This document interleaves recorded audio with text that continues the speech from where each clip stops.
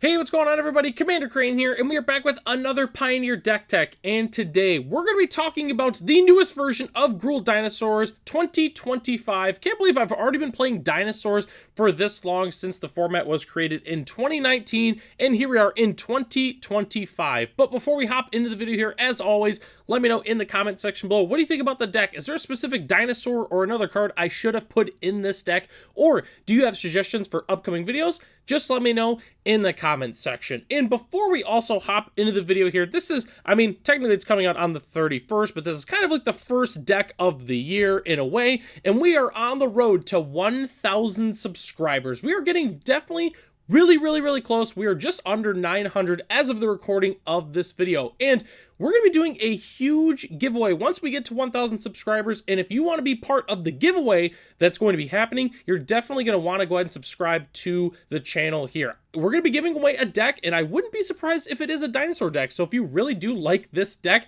you're definitely going to want to subscribe, so that way, when the giveaway happens, you will be notified of when that video does come out. So let's go ahead and hop into the actual video here. So this is the entire deck, at least the main board. If you want to go ahead and pause real quick and look at the entire list here, you can just go ahead and see it all in one go here. The ones that are in yellow, the Elvish Mystic, Rampaging Ferocidon, and Ripjaw Raptor, are new additions to this deck. So if you're kind of wondering why the rest is in white and those are in yellow, that's why, but we're going to be going into detail on everything here as the video progresses. But the lands we're not going to talk about, it's a pretty standard Gruul mana base. There's really nothing exciting about it for the most part. So this is the entire main board, and again, we're going to talk about the dinosaurs, we're going to talk about Land Robes and Elvish Mystic, the non-creatures, and then we will hop into the sideboard. So let's go ahead and hop into the dinosaurs, this is the reason why you clicked on this video. What dinosaurs are we actually playing in Pioneer? So most of the creatures are the exact same, obviously, except for the Rampaging Ferocidons, which we'll talk about those in just a second. So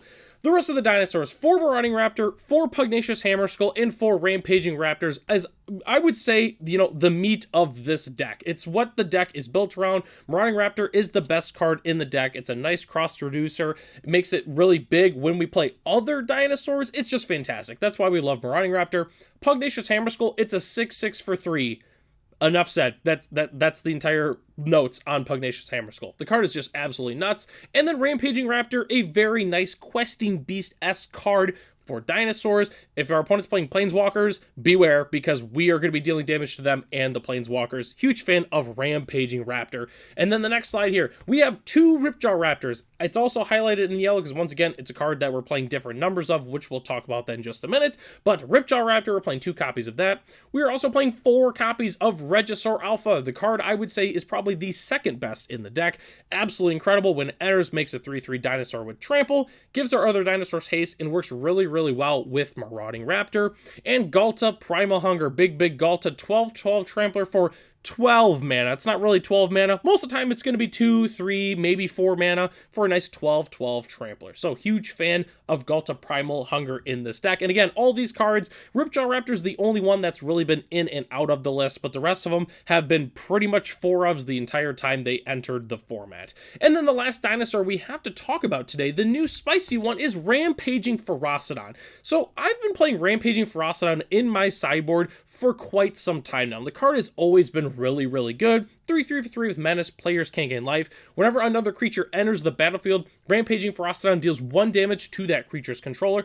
The card's always been good, but why am I playing this card now? So simply put, it's just because the meta has changed. I've played a lot of different 3-drops over the years, and even some different 4-drops, and a lot of the time it just adjusts to the metagame. Right now, there's a lot of Rakdos Demons, a lot of decks that are wanting to go really wide, and Rampaging Ferocidon is good against those decks. It's also just good against decks that are trying to gain life, which, especially in the post board, since we're an aggro deck, they're going to be trying to gain life, and Rampaging Ferocidon is putting a stop to all of that. So that's why we're playing 3 copies in the main board. Again, I've usually played 2 to 3 copies in the sideboard, and I really love this card in the main right now, just based on the current metagame.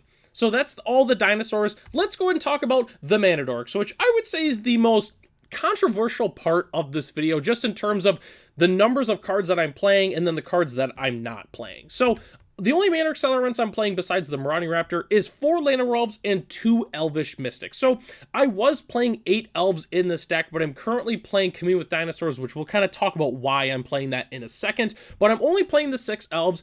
It seems weird, like normally you just think you should just play all 8 Elves, and whereas you're kind of right in a way, I've always been a big fan of 10 accelerants. I've been playing Magic for quite some time, and like I used to play Gruul Ponza back in the day, and I used to play like 4 Arbral, 4 Utopia Sprawl, and 2 Birds of Paradise. I've always thought 12 accelerants was a really, really good number to play, and again, I'm playing 10 of them, and that's why I'm playing the Commune with Dinosaurs. Not that it obviously is an accelerant, but in terms of a nice turn 1 play to set up later turns, that's kind of where I'm coming from with that. But anyways, so I'm just playing the 2 copies of Elvish Mystic. It's also a really, really bad draw in the late game. A lot of people love to ask me, why am I not playing Odipek Huntmaster? Simply put, it's not a 1-drop. That's why. It's a really good 2-drop if you have it before Marauding Raptor, and can lead to some really, really spicy turn 3, turn 4 plays after that. But simply put, we have to do something on turn 1. We can't just wait till turn 2, and then they fatal push us, and then turn 3, maybe we get time walked, so we do nothing for 2 turns, or kind of 3 turns. So that's why I'm playing the Llanowar Elves in the Elvish Mystic specifically in this deck. So the last thing we have to talk about in terms of the main board is the non-creatures, which there's only 8 of them, which again, we already kind of talked about Commune with Dinosaurs. We're playing 4 copies of that, and we're also playing 4 Reckless Rage. So Commune with Dinosaurs, simply put, it's just an Ancient Strings for the deck. I was playing a different list a while ago that had a few non-dinosaurs in the deck other than just the Mana Dorks, so I cut the Commune with Dinosaurs. Plus, the metagame, again, was just a lot different. There's also a sideboard card that we're currently playing, which makes me also want to play the Commune with Dinosaurs, which we'll talk about that later in the video. But Commune with Dinosaurs has always been a fantastic card, and that's why it's back in the deck. In Reckless Rage, simply put, the card's just so good. Deals 4 damage to target creature we don't control, and 2 damage to target creature we control, which is not really much of a downside because we have a bunch of creatures with a lot of toughness, and then it works really, really well with Ripjaw Raptor as well. So overall, Reckless Rage, probably the most underrated card in this deck. It's always been super duper strong, especially in a dinosaur deck, even though we're only playing 2 cards that actually care about being dealt damage.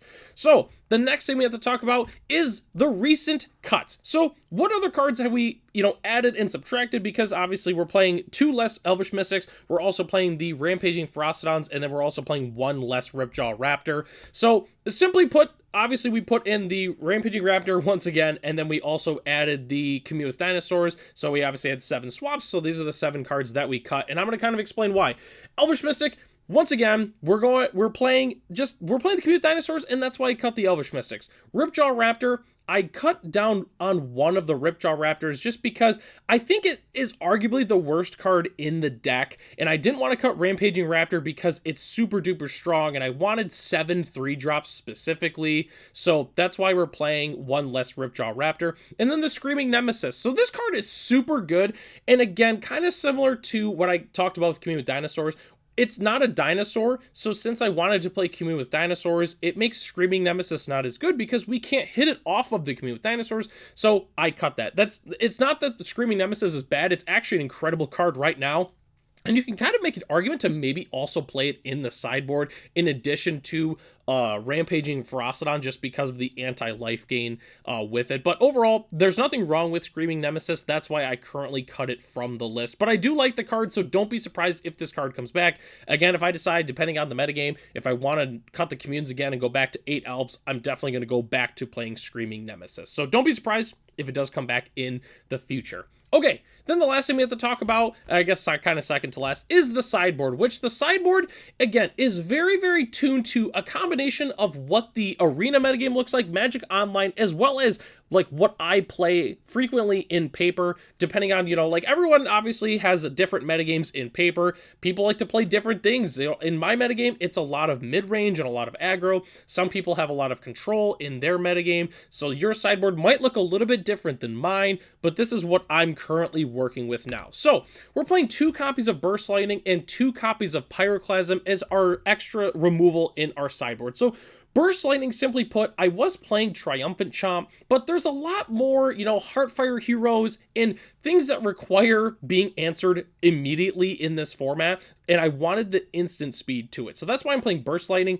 and realistically with our deck, it's really, really easy to cast the kicker, just because we are playing 23 lands and the dorks, so that's why I'm playing 2 copies of Burst Lightning. I do like Torch the Tower, but we're pretty much never going to have the bargain with that, because you have to sacrifice, what is it, like an artifact, enchantment, or like a token or something like that. I can't remember the bargain cost all of a sudden, but that's why I'm playing 2 copies of Burst Lightning. We're also playing 2 copies of Pyroclasm. It's a fantastic sideboard card. You never know when you're going to run into like a go-wide deck like a Boros Convoke, or even something like elves or goblins or humans. Pyroclasm has just always been fantastic, and that's why I'm playing 2 copies of it. I'm also playing 2 copies of Pick Your Poison, because there's a number of decks like Reanimator going around, or Rakdos Transmog that's trying to cheat in all these big flyers like Valgavoth and Atraxa, so that's why I'm playing the few copies of Pick Your Poison. It's also good against Rakdos Demons, because again, you can pick off like an Unholy Annex, or a Fabled Mirror Breaker, or again, a big flying scary demon. So that's why I really, really like the Pick Your Poisons in the sideboard.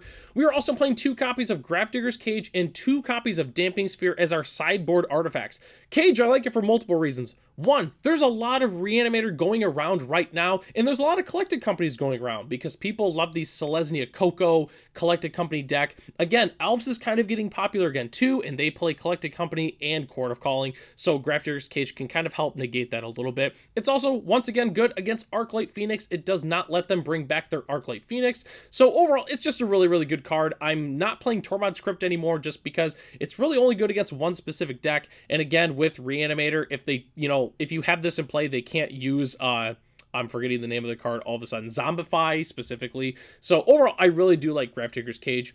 Damping Sphere, simply put, Lotus Combo is getting really, really popular again. I know the deck kind of pivoted to like an Izzet shell, but the deck is still really, really good, and that's why I'm playing 2 copies of Damping Sphere in the deck. And then rounding out our sideboard, we're playing 3 copies of Magebane Lizard, because the card is absolutely nuts. It's good against Lotus Combo again, but it's good against control decks, it's good against mid-range decks. We love it because we don't play a lot of non-creatures, so it very rarely ever hurts us, and that's why I really, really like Magebane Lizard. And then the new dinosaur in our deck, we're playing 2 copies of Tranquil Frillback. So a little bit of a backstory with Tranquil Frillback. I've really never played this card before in my sideboard. I've obviously known it's existed for a long time. It came out in March of the Machine Aftermath, and I never played the card. I've never really thought it was a fantastic card, if I'm being completely honest. I just was like, it's kind of underwhelming. But just again, like most of the other cards that I'm playing in this deck, the metagame changes, cards get popular, people want to play more enchantments, gaining life's important, exiling players' graveyards can also be really, really important right now. So that's why I'm playing Tranquil Frillback. I'm playing 2 copies in the sideboard, and I've liked it so far. It's nice with Marauding Raptor just because it costs 1 less, so you have it's only 4 mana to use 2 modes, which you very rarely ever use all 3 modes on Tranquil Frillback. It's usually you just like blow up an enchantment and gain 4, or you exile their graveyard and gain 4. So overall, I do like Tranquil Frillback in this deck. It feels pretty solid overall. Don't be surprised though if the metagame shifts once again and I kind of cut Tranquil Frillback, but I do like the card as of right now. I also don't like the cost of it though in US dollars. It is $8 a piece because the card is very, very popular in standard. But overall, I've been playing Tranquil Frillback recently and it's been pretty darn solid. So that's the entire sideboard, but don't go anywhere yet though. We still have to talk about the final recap, just overall why I made the specific changes that I did. So once again, like I kind of talked about earlier, there's a lot of good deck cards and decks that gain life really, really easily right now. Like Unholy Annex, there's Shieldred obviously going around. There's a bunch of go-wide decks like Boros Convoke, and there's decks that are playing Sheltered by Ghosts, and that's why I really like Rampaging Ferocidon in the main board. Again, I've had the card in the 75 on and off for quite some time now, and I just think it's good to play in the main board. I've been pretty happy with it. I was trying out Scytheclaw Raptor for a bit, but it just kind of felt underwhelming. Most of the time it was just like a vanilla 4-3 for 3, which is not horrible, but that's why I'm playing the Rampaging Frostodon in the deck. And I was trying out Giant Cindermaw, but I just love the Menace on Rampaging Frostodon as well. The card has just always been good, and I'm very happy to play it in a deck like this. It's good in matchups where we're the most aggressive deck, which is going to happen most of the time other than like against Gruul aggro. So you'll kind of want to sideboard those out in that specific matchup. I also know people are going to ask, hey, why are you playing Tranquil Furlback and you're playing Rampaging Frostodon? Why are you doing that? It's anti-synergy.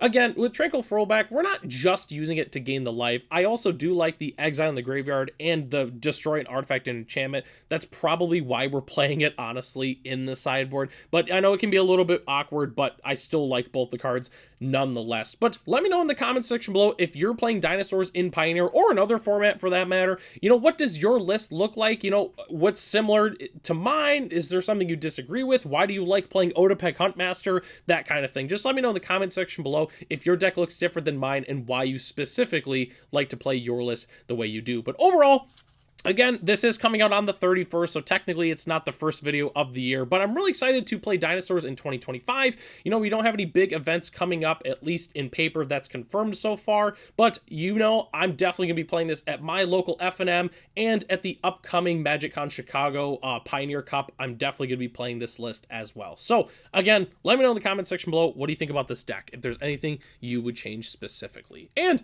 that takes us to the end of the video here. Thanks so much for watching, and do not forget to subscribe. Once again, we're on our way to 1,000 subscribers, and you won't want to miss the huge giveaway that's going to be happening. Huge shout out to our channel members, Ralph, Matt, Arcadius, Ray, Gary, Sarwan Loki, and Night Red 3. If you are interested in being a channel member, it's only $1 a month, and you get access to the exclusive Commander Crane Discord, as well as other features here on the channel. So, I'm Commander Crane. Thanks for watching this video, and I hope to catch you in the next one.